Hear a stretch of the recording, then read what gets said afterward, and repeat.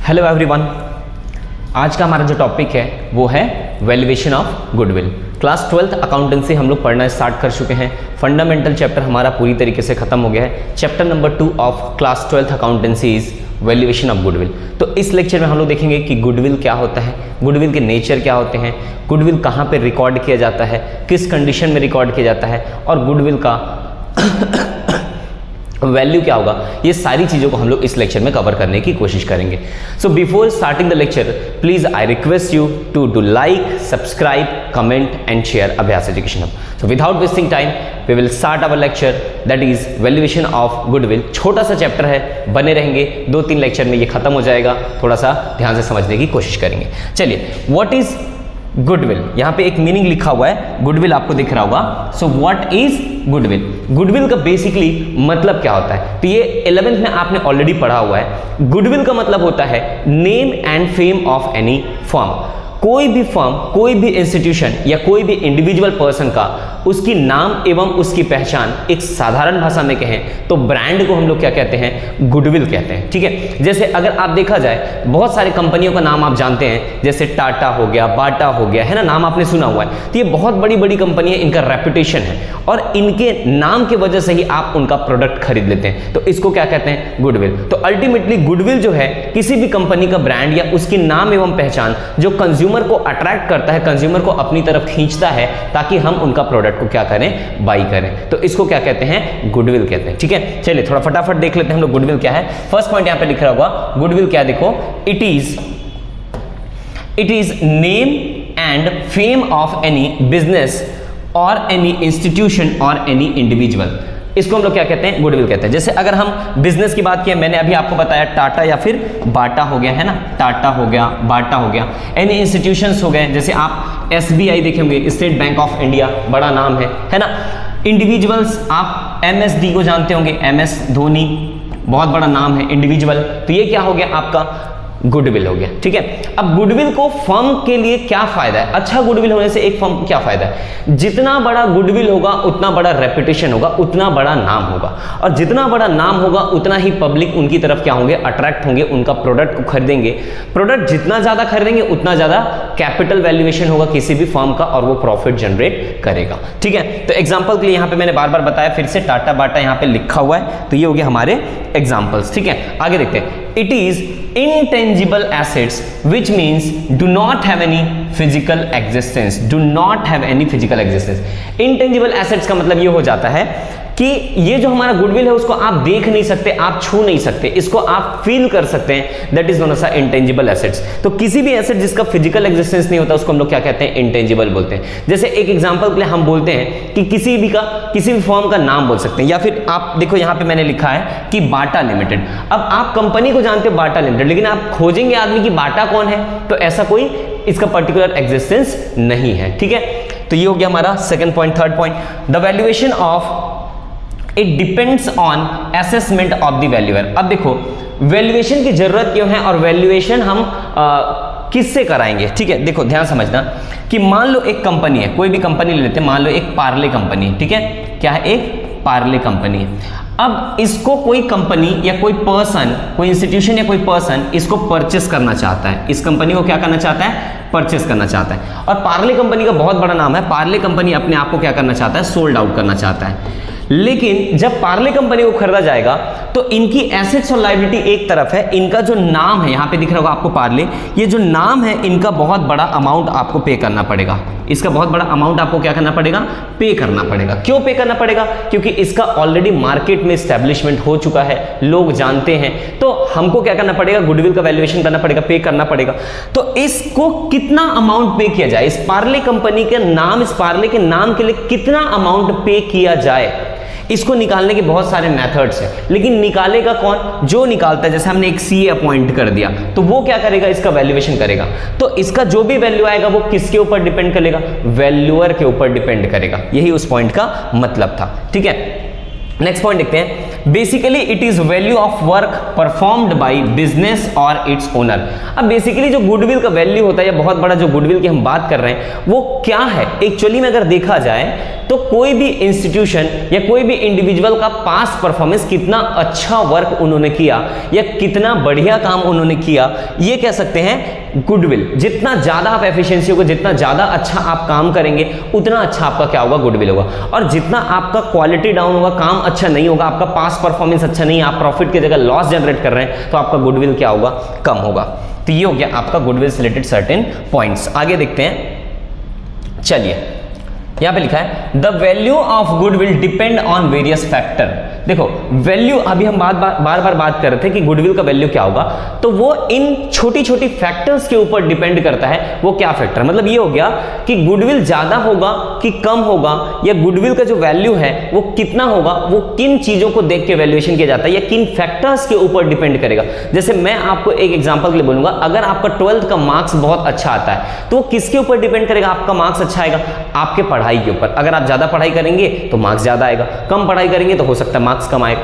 इस पढ़ाई के अलावा भी बहुत सारे फैक्टर, आपका घर का इन्वायरमेंट कैसा है, आपका स्कूल का इन्वायरमेंट कैसा है, आपके पास टेक्नोलॉजी कैसा है, आपके पास अवेलेबिलिटी ऑफ रिसोर्स कैसा है, ये सारी चीजों के ऊपर आपका रिजल्ट क्या करता है, मैटर करता है। वैसे गुडविल एक फर्म का किन किन पॉइंट्स के ऊपर मैटर करता है, उसको एक एक करके हम लोग देखते हुए चलते हैं। फर्स्ट पॉइंट लिखा हुआ है nature of business. First point क्या लिखा हुआ है, नेचर ऑफ बिजनेस। जैसे यहाँ पे लिखा हुआ है providing high quality of goods. देखो गुडविल जो है वो किसी भी फर्म के नेचर के ऊपर डिपेंड करता है। नेचर मतलब ये हो गया कि फर्म किन चीजों से डील करता है, जैसे वो मैन्युफैक्चरिंग सेक्टर है, सर्विस सेक्टर है ना, या तो फिर उसके अलावा यहाँ पे लिखा है कितनी क्वालिटी का गुड्स प्रोड्यूस करता है ना, उसे कंज्यूमर बेस कितने हैं। तो ये सारी चीजों के ऊपर क्या होता है, गुडविल का वैल्यूएशन डिपेंड करता है। सेकंड पॉइंट लिखा हुआ है यहाँ पे लोकेशन। अब देखो लोकेशन, जितना ट्रैफिक एरिया होगा, जितना प्राइम लोकेशन होगा, जितना कह सकते हैं मेट्रो सिटी वाला एरिया होगा, तो आपका गुडविल ज्यादा होगा। लेकिन आप रिमोट एरिया में रहते हैं, गांव एरिया में आपका बिजनेस चलता है, जहां पे कंज्यूमर बेस कम है, तो वहां पे आपका गुडविल ऑटोमेटिकली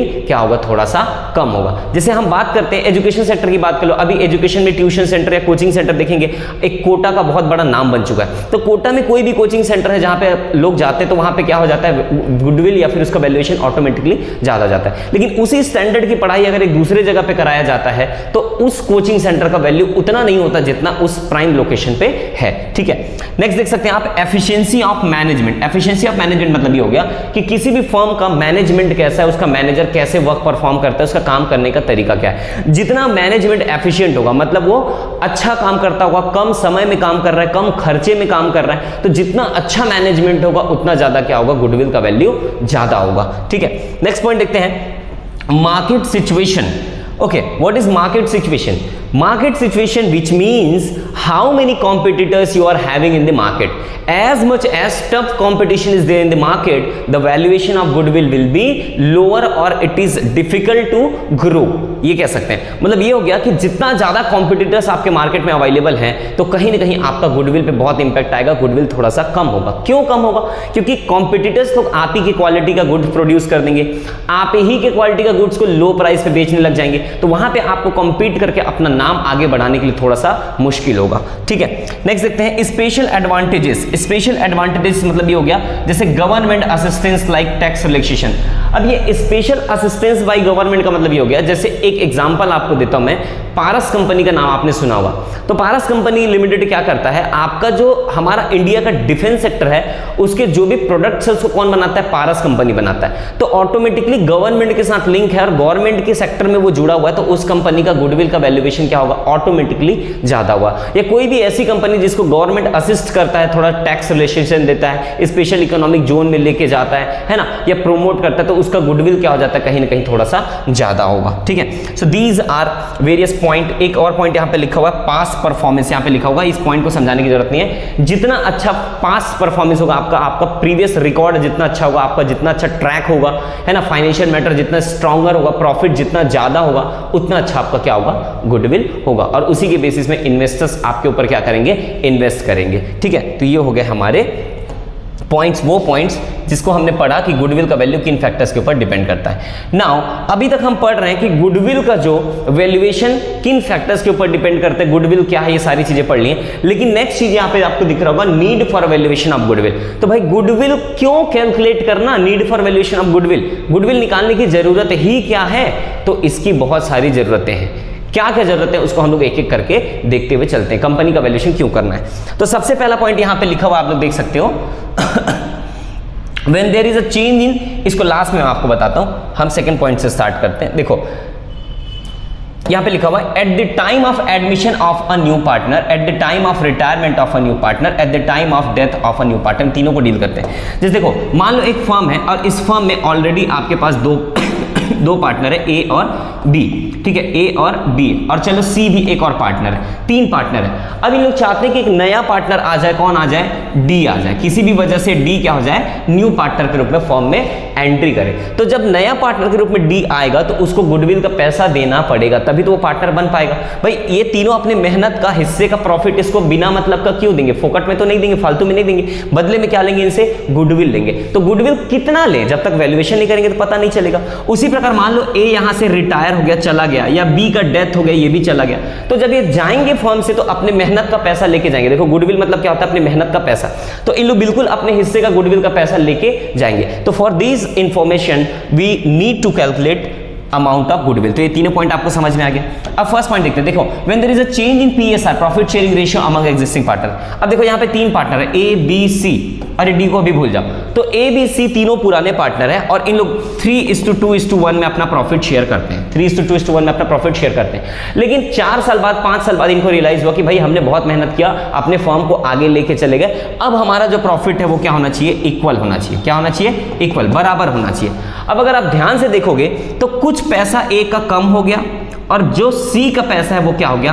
बढ़ गया। प्रॉफिट का हिस्सा क्या हो गया? बढ़ गया। तो सी को जब एक्स्ट्रा प्रॉफिट मिल रहा है तो बदले में ए को कुछ ना कुछ तो देगा ना, क्योंकि ये उसको क्या कर रहा है? अपना हिस्से का प्रॉफिट दे रहा है। तो बदले में क्या देगा? गुडविल का पैसा देगा, क्योंकि प्रॉफिट का हिस्सा देना मतलब अपना परफॉर्मेंस देना, अपना मेहनत देना, अपना मेहनत मतलब गुडविल देना। तो गुडविल के बदले क्या लेंगे? पैसा लेंगे। और इस पर्पस के लिए भी हमको क्या करना पड़ेगा?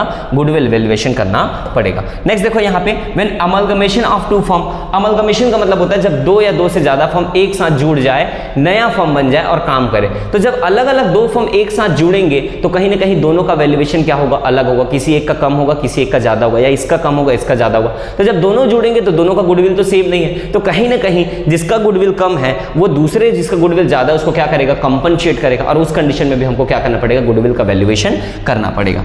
और जब बिजनेस को बेचा जाए उस कंडीशन, ये तो हम लोग एग्जांपल से स्टार्ट किए थे, पार्ले कंपनी को आप खरीदने जा रहे थे तो खरीदेंगे तो गुडविल का ही पैसा देना पड़ेगा। तो जब कंपनी को बेचा जाएगा उस कंडीशन में भी हम लोग क्या करेंगे? गुडविल का वैल्यूएशन करेंगे। नाउ अब थोड़ा सा देखते हैं, ये पॉइंट आपको दिख रहा होगा। गुडविल को हम लोग क्लासीफाई कर देते हैं 2 पार्ट में। देखो हमारे पास अकाउंटिंग स्टैंडर्ड है, हमारे पास क्या है? Accounting standard. आप लोग पढ़े होगे 12th में, तो accounting standard is a rule book of accounting, है ना। अकाउंटिंग स्टैंडर्ड हमको बताता है कि अकाउंटिंग कैसे करना है, एक प्रकार का रूल बुक है। तो अकाउंटिंग स्टैंडर्ड 26 में सारे इंटेंजिबल एसेट्स के बारे में लिखा है। किसके बारे में लिखा है? इंटेंजिबल एसेट्स के बारे में। और एक प्रकार का गुडविल भी हमारा क्या है? इंटेंजिबल एसेट्स है। तो हम अकाउंटिंग स्टैंडर्ड 26 को क्या करते हैं? गुडविल के टाइम पे फॉलो करते हैं। और अकाउंटिंग स्टैंडर्ड 26 कहता है कि गुडविल को आप 2 पार्ट में क्लासीफाई कर दो। कितने पार्ट में क्लासीफाई कर दो? 2 पार्ट में। एक होता है परचेज्ड गुडविल और एक होता है सेल्फ जनरेटेड गुडविल। ठीक है, एक हो गया परचेज गुडविल और दूसरा हो गया आपका सेल्फ जनरेटेड गुडविल। तो what is purchase goodwill and what is self generated goodwill, ये समझते हैं। देखो जब कभी भी आप किसी दूसरे फर्म को खरीद देते हो या किसी का गुडविल को आप परचेज करते हो बदले में पैसे देके, ठीक है, तो उसको हम लोग क्या कहते हैं? Purchase goodwill. आपने अमाउंट दिया और बदले में क्या लिया? Goodwill. This is purchase goodwill. But जब आप खुद की कंपनी स्टैब्लिश कर रहे हो, आप शुरू से अपना कंपनी को रन कर रहे हो और आप क्या कर रहे हो? 4 साल 5 साल काम करके उस फर्म का क्या कर रहे हो? गुडविल जनरेट कर रहे हो, तो उसको हम लोग क्या कहते हैं? Self generated goodwill. जैसे एग्जांपल के लिए आपने टाटा कंपनी का नाम सुना है, तो टाटा कंपनी को किसने स्टैब्लिशमेंट किया था? 1907 में जमशेदजी टाटा ने स्टैब्लिशमेंट किया था। अब वो पीढ़ी दर पीढ़ी चलते आ रहा है, पर उसको किसी से खरीदा गया क्या? नहीं खरीदा खरीदा गया है, तो वो जो भी गुडविल बना है टाटा कंपनी का, वो क्या है, सेल्फ जनरेटेड गुडविल। पर एक बार टाटा कंपनी किसी को सोल्ड कर देता है अपने आप को, या फिर कोई खरीद लेता है, तो उस अमाउंट के जो उस नाम के लिए जो अमाउंट पे करेंगे उसको हम लोग क्या कहेंगे, परचेज्ड गुडविल बोलेंगे। तो देखो अगर यहां पे ध्यान दिया जाए तो सेल्फ जनरेटेड जो गुडविल होता है उसका वैल्यूएशन करना थोड़ा सा मुश्किल है, इसका वैल्यूएशन करना थोड़ा सा क्या आता है, मुश्किल होता है, क्योंकि अभी तक किसी ने इसके ऊपर बोली नहीं लगाया, तो हम कैसे कहेंगे कि इसका वैल्यू क्या होगा। लेकिन once you purchased any company और you have paid some amount for goodwill, तो वहां पे वो रिकॉर्ड होगा कि भाई हमने चलो मान लो 50 करोड़ रुपीस किसी को दिया है गुडविल का, तो ये अमाउंट रिकॉर्ड हो गया, आएगा समझ में। तो यहां पे अमाउंट का वैल्यूएशन एक प्रकार से क्या हो जाता है, इजी हो जाता है, ठीक है। तो इसीलिए अकाउंटिंग स्टैंडर्ड 26 कहता है कि सेल्फ जनरेटेड गुडविल को आप बुक्स ऑफ अकाउंट में रिकॉर्ड मत करो, और परचेज्ड गुडविल को आप क्या करो, रिकॉर्ड करो, ठीक है। तो अब इसके बीच में थोड़ा सा जो डिफरेंस है उसको फटाफट देख लेते हैं। यहां पे लिखा हुआ आपको दिख रहा होगा, देखो, इट इज जनरेटेड इटसेल्फ, इसको किसी से खरीदा नहीं गया है, इंटरनली इसको क्या किया गया, जनरेट किया गया। जबकि it is assessed by the valuer on the basis of various factor like profit etcetera. अब इसको कौन करता है, वैल्यूअर क्या करता है, असेसमेंट करता है, और उसके हिसाब से हम लोग क्या करते हैं, फाइंड करते हैं गुडविल का वैल्यू। देखो, it is not accounted in the book of account, not accounted, इसको कहीं पे भी रिकॉर्ड नहीं किया जाता। जबकि परचेज गुडविल को it is accounted in the book of account, it is accounted, इसको रिकॉर्ड किया जाता है। नेक्स्ट देखो, it is not recorded anywhere, यही पॉइंट मैंने बताया, कहीं पे भी रिकॉर्ड नहीं होता है, पर इसको हम लोग बैलेंस शीट के एसेट्स की तरफ क्या करते हैं, रिकॉर्ड करते हैं। जब बुक्स ऑफ अकाउंट बनाते हैं हम लोग, 11th में आपने बनाया होगा बैलेंस शीट, तो बैलेंस शीट के एसेट्स की तरफ आपने जो भी गुडविल देखा होगा वो परचेज गुडविल है, वो सेल्फ जनरेटेड गुडविल नहीं है। और last, it is also known as non purchase goodwill, और it is also known as a purchase goodwill, नाम ही है परचेज गुडविल, ठीक है। सो ये हो गया आपका डिफरेंस बिटवीन, क्या कह सकते हैं, self generated goodwill and purchase goodwill. I hope कि आपको समझ में आ गया होगा। एक लास्ट देख लेते हैं हम लोग, टाइप ऑफ गुडविल, ठीक है, टाइप ऑफ गुडविल। देखो, ये आपके सीबीएसई के सिलेबस में नहीं, पर स्टेट बोर्ड में कहीं ना कहीं आपको देखने को मिल जाएगा। तो गुडविल को 4 पार्ट में हम लोग डिवाइड कर देते हैं, 4 टाइप बना देते हैं इसका। पहला है आपका dog goodwill, cat goodwill, rat goodwill और रैबिट गुडविल। देखो 4 टाइप हो गया, डॉग, कैट, रैट और रैबिट। तो अब देखो, हमने किसी न किसी कैरेक्टर को उठा लिए, है ना, किसी कैरेक्टर को उठा लिया और उसको कंसर्न किससे कर दिए, गुडविल से। चलो, डॉग का कैरेक्टर क्या होता है, ये अपने ओनर से कनेक्टेड होता है, ओनर के लिए क्या होता है, ये लॉयल होता है ना, ओनर के लिए क्या होता है, ये लॉयल होता है, अपने ओनर को छोड़ के नहीं जाता है किसी भी कंडीशन में, ये क्या करता है, अपना ओनर के साथ कनेक्टेड रहता है। जैसे एक आपने देखा होगा, 2 साल पहले केस हुआ था सुशांत सिंह राजपूत वाला, है ना, जैसे उनका डेथ हुआ तो उसके बाद फिर उनका जो डॉग था वो भी उनके यादों में खाना पीना बंद कर दिए थे। तो ये डॉग का कैरेक्टर है कि अपने ओनर के साथ क्या होता है, कनेक्टेड रहता है। कैट का कैरेक्टर होता है, ये प्लेस वाइज कैरेक्टर होता है, ये घर बनाने में बिलीव करता है, ये ओनर से मतलब नहीं रहता। आप देखना, कैट जो होता है ना, वो एक घर में चला गया तो उसी घर में वो क्या करता है, जब तक उसको भगाया ना, जब वहां पे रहता है, और भगाने के बाद भी वो बार बार आता है, उसको ओनर से मतलब नहीं। अगर ओनर चेंज भी हो जाएगा तब भी कैट उस घर में रहेगा। तो ये प्लेस ओरिएंटेड होता है। रैट मतलब क्या होता है, रैट मतलब क्या होता है, चूहा होता है। और चूहा जो होता है लावारिस, इसको कोई मतलब नहीं, ये किसी भी घर में चले जाता है, किसी भी ओनर से इसको कोई मतलब नहीं है, ये पूरी तरीके से क्या है, लावारिस है ना, इसका कोई स्पेशल कैरेक्टर नहीं बना सकते। देखो, रैबिट खरगोश का क्या होता है, ये बहुत फास्ट होता है, बहुत क्या होता है, fast, but not far, but not far. इसका मतलब ये हो गया कि रैबिट का कैरेक्टर होता है कि वो बहुत फास्ट मूव करता है, पर देखना वो बहुत ज़्यादा दूर नहीं जाता, वो डरता है। जैसे अगर आप कभी पेट एनिमल के तौर पे इसको रखे होंगे तो आप देखना कि कैट क्या होता है, सॉरी, जो रैबिट होता है वो घर भर में बहुत फास्ट घूमता है, पर घर से बाहर नहीं जाता, वो डरता है बाहर निकलने से, ठीक है। तो ये इसका कैरेक्टर हो गया। अब इनको कनेक्ट करते हैं गुडविल से। देखो, कोई भी ऐसी फर्म जिनका रेपुटेशन या जिनका गुडविल जुड़ा हो उसके ओनर से, ओनर की वजह से उस फर्म का गुडविल है, तो उसको हम लोग क्या कह सकते हैं, डॉग गुडविल कह सकते हैं। प्लेस की वजह से अगर उसका गुडविल है तो उसको हम लोग क्या कह सकते हैं, प्लेस की वजह से क्या कह सकते हैं, कैट गुडविल कह सकते हैं। डॉग गुडविल का एग्जांपल आप लोग बता सकते हैं, अभी मैंने बताया आपको ओनर ओरिएंटेड होता है, जैसे है ना, आप विराट कोहली का कंपनी होगा, MSD का कंपनी होगा, टाटा जी का कंपनी, तो ये सब ओनर लोग हैं, इनके नाम की वजह से क्या हो गया, इनका फर्म चल रहा है, तो ये हो गया डॉग गुडविल। प्लेस, जैसे आप देखेंगे कोई भी चीजें, जैसे अभी मैंने आपको बताया कि कोटा में अगर आप कोचिंग सेंटर देखेंगे तो वहां का वैल्यूएशन बहुत ज्यादा होता है, क्योंकि वो प्लेस ओरिएंटेड है, प्लेस की वजह से उनका गुडविल है। वही टीचर लोग आके यहाँ पे हमारे लोकल एरिया में आके पढ़ाएंगे, कोटा से आके वही टीचर है, वही फैकल्टी, वही इंफ्रास्ट्रक्चर, फिर भी उनका वैल्यूएशन क्या होगा, उतना ज्यादा नहीं होगा। रैड गुडविल का तो कुछ होता ही नहीं है, ठीक है। और रैबिट गुडविल में क्या हो जाता है, ये लोकल एरिया में कवर करता है ना, छोटे एरिया में क्या करता है, अपना नाम बनाता है, पर बहुत ज्यादा दूर तक नाम नहीं बना पाता। इसको हम लोग क्या कहते हैं, रैबिट गुडविल कहते हैं। अब इसमें एक और पॉइंट नोट करेंगे, कैट गुडविल को हम स्ट्रॉन्ग मानते हैं और सबसे वीक मानते हैं रैट गुडविल को। अब वीक क्यों मानते हैं, रैट का तो आता पता नहीं, इसलिए आप वीक गुडविल मानते हो, ये कहीं पे भी नाम चल जाएगा, कहीं पे भी नाम नहीं चलेगा, ऐसा है, इसलिए सबसे वीक होता है। कैट को स्ट्रॉन्ग क्यों मानते हैं, डॉग को स्ट्रॉन्ग क्यों नहीं मानते? देखो, डॉग ओनर ओरिएंटेड होता है, अगर ओनर उस कंपनी से एसोसिएट नहीं रहेगा, हट जाएगा। इसका बेस्ट एग्जांपल अगर आप देखेंगे अभी भारत पे को, भारत पे भी जब से अश्नीर ग्रोवर बाहर गए हैं तब से बहुत ज्यादा लॉस भारत पे को हुआ है ना, अगर आप स्टैटिस्टिक्स निकाल के देखेंगे तब भी होता है। तो कह सकते हैं कि डॉग गुडविल में क्या होता है, एक बार ओनर जो हट जाता है या उनका डेथ हो जाता है, किसी भी कंडीशन की वजह से वो अपने बिजनेस से अपना नाम हटा लेते हैं, तो बिजनेस क्या हो जाता है, कोलैप्स हो जाता है या फिर थोड़ा सा डाउन हो जाता है, इसलिए इसको स्ट्रॉन्ग नहीं मानते। पर प्लेस में क्या होता है, प्लेस तो एक बार बन गया तो बन गया, फिर वहां पे फैकल्टी कौन आ रहा है, वहां पे ओनर कौन आ रहा है, एमडी कौन आ रहा है, उससे कोई फर्क नहीं पड़ता। तो इसको हम लोग कहते हैं टाइप ऑफ गुडविल। तो इस लेक्चर में मैंने आपको बताया कि मीनिंग ऑफ गुडविल क्या होता है, कैरेक्टरिस्टिक्स क्या होता है, क्यों वैल्यूएशन किया जाता है ना, परचेज सेल जनरेटेड गुडविल क्या होता है, और टाइप ऑफ गुडविल बताया। नेक्स्ट लेक्चर से मैं आपको बताऊंगा कि गुडविल को कैसे कैलकुलेट किया जाता है, कितनी सारी मेथड्स हैं, मेथड में क्या फॉर्मूले हैं, और उन फॉर्मूले के हिसाब से हमको किन क्वेश्चन को कैसे सॉल्यूशन करना है। तो सारी चीजें हम लोग नेक्स्ट लेक्चर में देखेंगे। सो बी कंटिन्यू विथ अस, और thank you so much for watching Abhyas Education Hub. Please do like, subscribe, comment and share. Thank you.